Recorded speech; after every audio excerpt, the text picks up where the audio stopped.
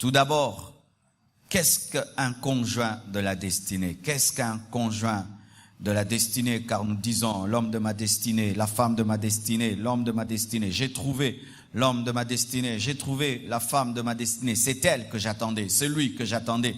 Qu'est-ce que cela veut dire? Le conjoint de ta destinée, c'est celui qui manifestera ou qui manifeste le bon côté de ta personne, pas le mauvais. Le conjoint de la destinée vient manifester le bon côté qui est en toi. Vient amplifier, intensifier l'homme bon, la femme bonne qui est en toi. Et vient tuer le mauvais homme qui est en toi, la femme mauvaise qui est en toi. Parce qu'en chacun de nous, il y a un mauvais. En chacun de nous, il y a un mauvais homme, une mauvaise femme. Tout homme a des défauts. Toute femme en a. Et quand tu épouses l'homme de ta vie, tu vas voir que le mal qui était en toi commence à diminuer. Et le bien qui est en toi commence à se manifester. C'est un signe que tu as trouvé. Mais si tu te maries, la personne en venant dans ta vie te rend davantage mauvais, amplifie le mal. Tu savais que tu avais un défaut, mais depuis que la personne entre dans ta vie, elle amplifie ce défaut. Ce n'est pas l'homme de ta destinée, ce n'est pas la femme de ta destinée. Et donc déjà dans les fiançailles, tu peux le sentir. Si dans les fiançailles, tu étais quelqu'un de très rigoureux, sérieux, la personne venant dans ta vie commence à t'amener à diluer tes principes, ce n'est pas la personne. Le conjoint de la destinée vient amplifier le bien et vient tuer le mal. Mais s'il amplifie le mal et tue la bonne personne qui est en toi, ce n'est pas lui. Une autre chose, le conjoint de la destinée, c'est un autre toi-même, mais en femme ou en homme. C'est-à-dire que quand tu as trouvé le conjoint de la destinée, tu le regardes, tu te dis, mais c'est comme si c'est moi, mais en homme. C'est comme si c'est moi, mais en femme. C'est ce que Adam a dit. Voici cette fois-ci l'os de mes os, la chair de ma chair. Un autre toi en homme, un autre toi en femme, une autre toi en femme. Le conjoint de la destinée, c'est ta pointure, c'est une personne qui t'est compatible. Ça veut dire tu sens que vous êtes agencés, vous vous complétez, pas vous vous opposez, vous vous complétez. Lorsque la personne que tu épouses ne fait que s'opposer à toi, s'opposer, ce n'est pas elle. L'aide ne vient pas s'opposer, l'aide vient compléter. Et souvent, nous prenons à la légère les incompatibilités dans les fiançailles. Ce n'est pas qu'elle sera parfaite ou il sera parfait. Mais si la personne que tu veux épouser t'es totalement incompatible, fais attention. Ce n'est pas lui, ce n'est pas elle. Et si tu l'as épousé, ce n'est pas lui, ce n'est pas elle. Et si tu es fiancé, ce n'est pas lui, ce n'est pas elle. Vous allez toujours dans des sens contraires. Toujours dans des sens contraires. Jamais vous n'allez dans la même direction. Tout le temps, vous vous affrontez. A pour elle, c'est B. B pour toi, c'est C pour l'autre. Quand tu vois rouge, l'autre voit vert. Quand elle voit jaune, toi tu vois rouge. Faites très attention. Le conjoint de la destinée, c'est l'homme ou la femme que Dieu t'a prédestiné avant la fondation du monde. C'est-à-dire que lorsque Dieu te créait, Dieu aussi l'a créé pour toi. Lorsque Dieu pensait à toi, Dieu pensait à elle pour toi. Lorsque Dieu pensait à toi, Dieu pensait à lui pour toi. Lorsque un concessionnaire construit une voiture, il crée des pièces. Et ces pièces s'agencent à d'autres pièces, de sorte que lorsqu'on les met ensemble, tu croirais que c'était une même pièce, mais quand on lève les boulons, tu sens que c'est agencé. Lorsqu'il créait le vilebrequin, il créait un endroit pour mettre cela. Tu ne vas pas en démolir un moteur et puis tu vas le remettre à sa place et puis il y a une pièce qui manque de place car il était prévu qu'il y ait une place.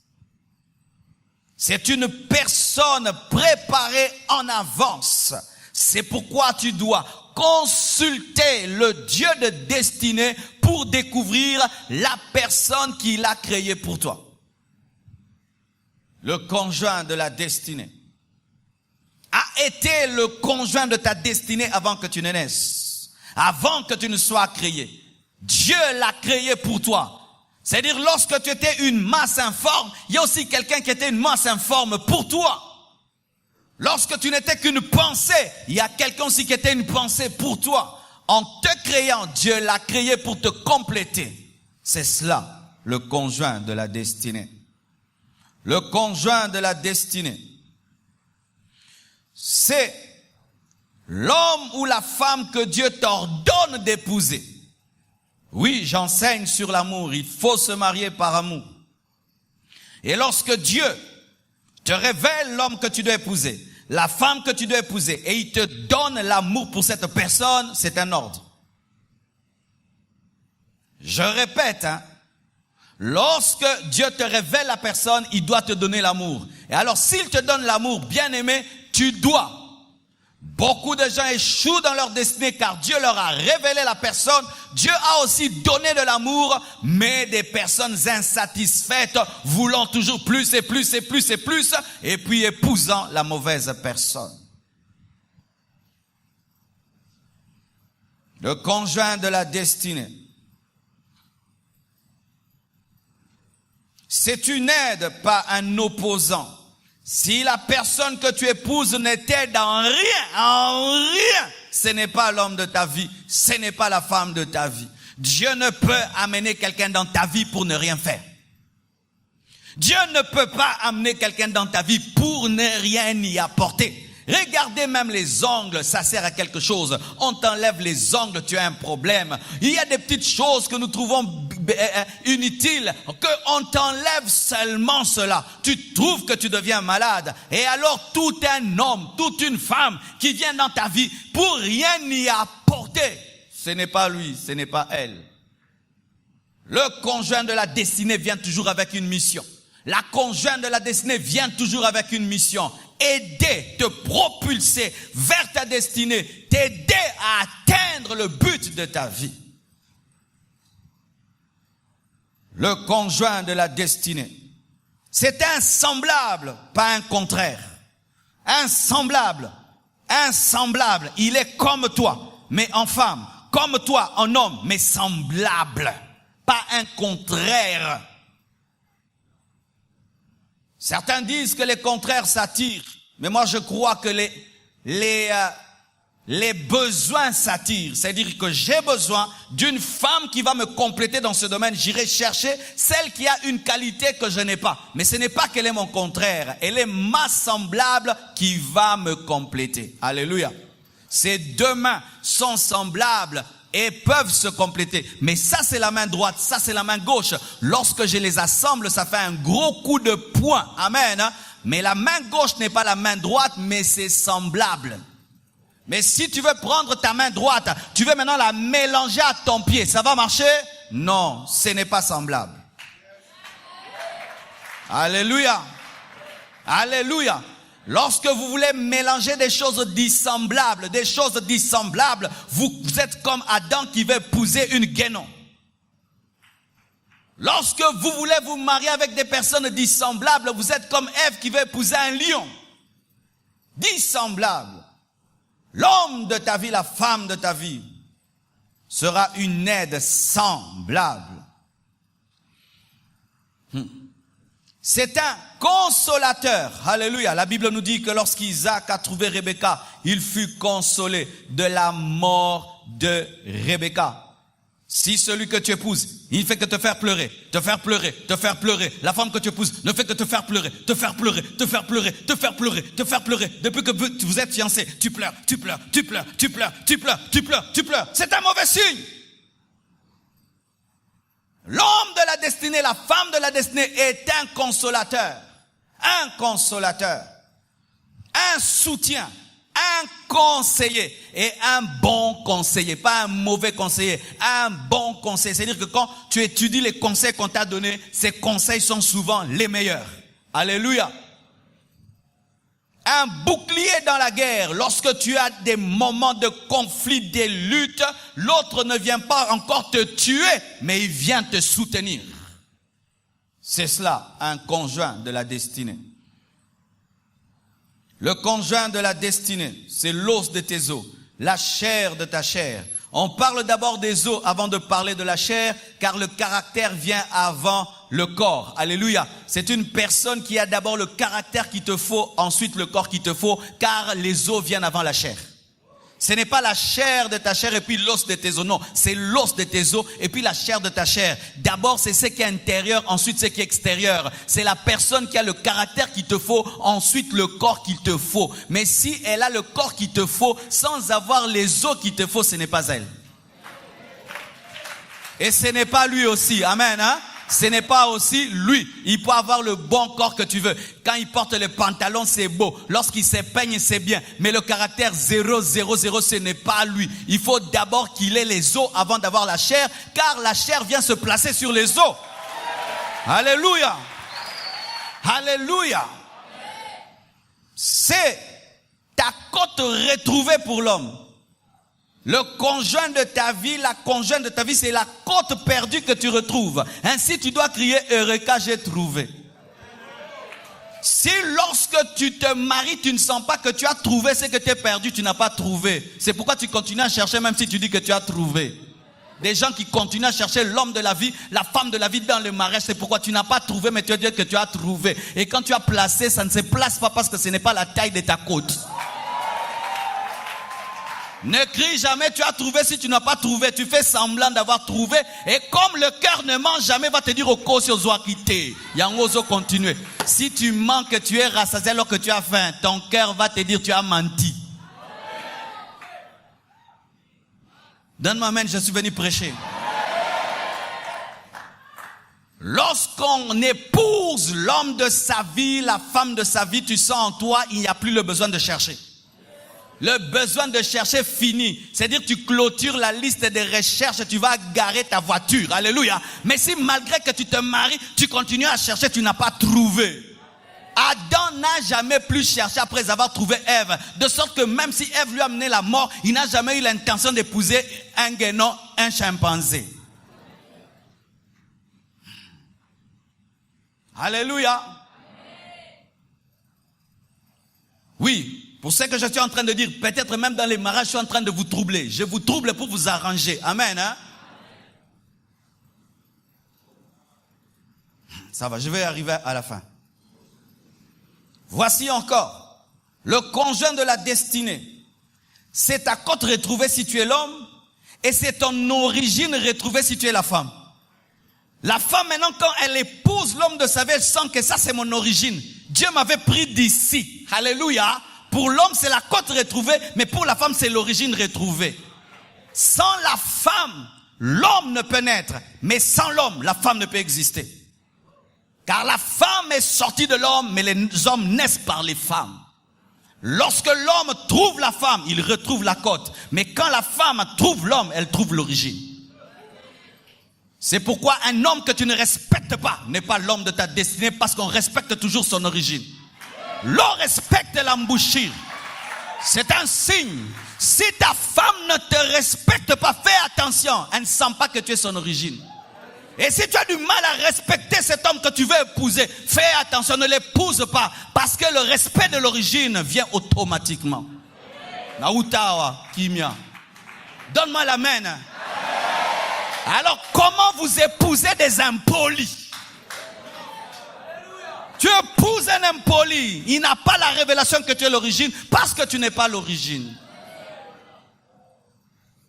Tu vois, ta femme, elle te manque du respect, mais respecte son patron. Ce n'est pas qu'elle est incapable de respecter. Toi, elle ne te respecte pas. Elle a la capacité de respecter, mais toi, tu es irrespectable. Ce n'est pas la femme de ta destinée.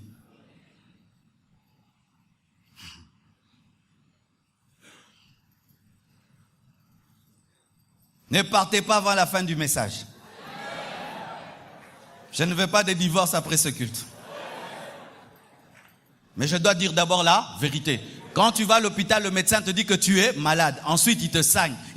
Mais il doit d'abord te dire que tu es malade. Et si c'est très grave, il te dit c'est très grave. Le problème dans l'église, c'est qu'on ne vous dit jamais la vérité. Et vous pensez que vous êtes en bonne santé alors que vous êtes malade. Et nous traitons vos couples comme si c'était des couples qui vont bien. Alors que ce sont des couples qui vont très très mal. Il y a une différence entre un couple problématique de deux personnes de la destinée qui se sont trouvées, et il y a une différence entre un couple problématique de deux personnes qui ne devaient pas se marier. Ah oui, nous savons la vérité, le lot. Non, l'eau bas.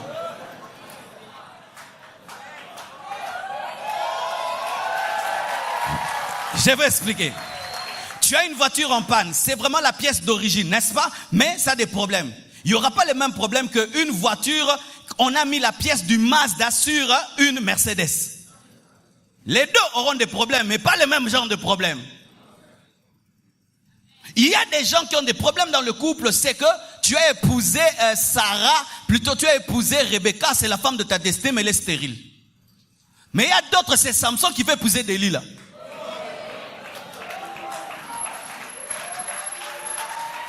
Oui, on doit vous dire la vérité. Maintenant, tu vas te comporter comment? Face à ta propre maladie et ta réalité. Oui, bien aimé, l'église a grandi, je veux donc prêcher des choses de grands.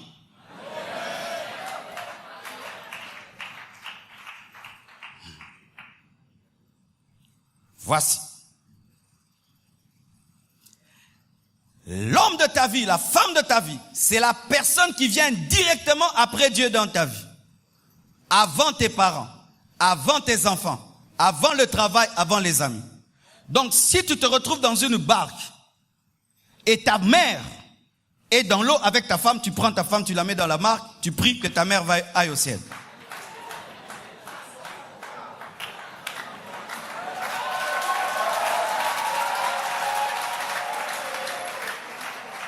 Si tu te retrouves seul dans une barque, ton mari et ton père sont dans l'eau et il ne faut choisir qu'une seule personne, tu prends ton mari, tu le mets dans la barque, tu pries que ton père reçoive Jésus et qu'il aille au ciel. Si tu es incapable de faire cela, tu n'as pas trouvé. Parce que toi-même, est-ce que tu te jetteras dans l'eau? Mais vous êtes une seule chair.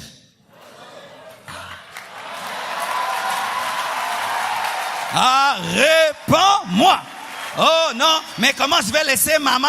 Comment je vais laisser papa? Alors, comme tu les aimes les deux, plonge. Tu ne vas pas plonger, tu vas rester dans la barque. Hein. Faites attention, non. Ta femme, c'est toi. Ton mari, c'est toi. Donc, si elle est dans l'eau, tu es dans l'eau, tu dois te sauver.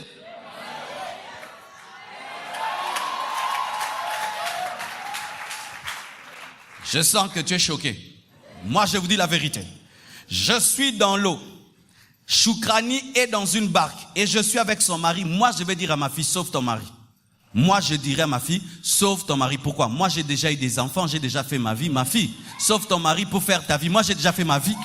Oui, oui, moi, je lui dirais. C'est dit, papa, non, papa, tu as ton mari. Lui, il est plus important que moi dans ta vie. Sauve ton mari. C'est ce que je dirais.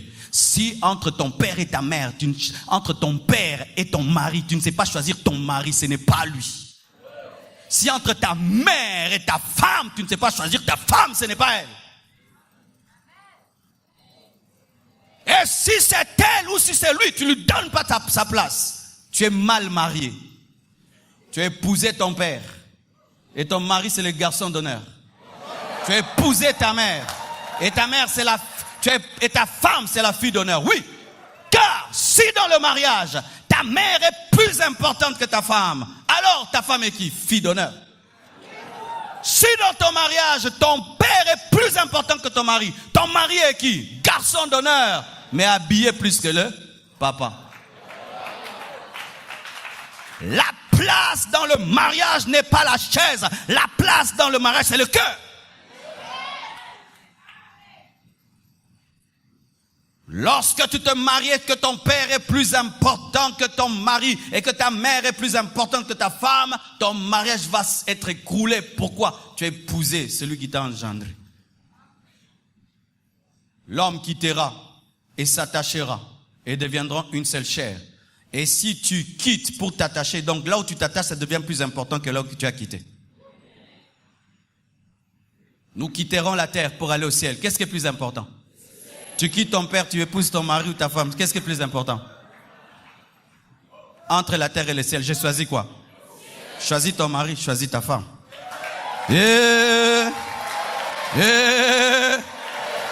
Je brise les liens des Congolais au nom de Jésus. Je brise les liens des Africains. Je les brise au nom de Jésus-Christ de Nazareth. Où vous allez dans les mariages, mais vous êtes toujours liés comme si vous étiez des petites filles et des petits garçons. Maman, papa, au colis.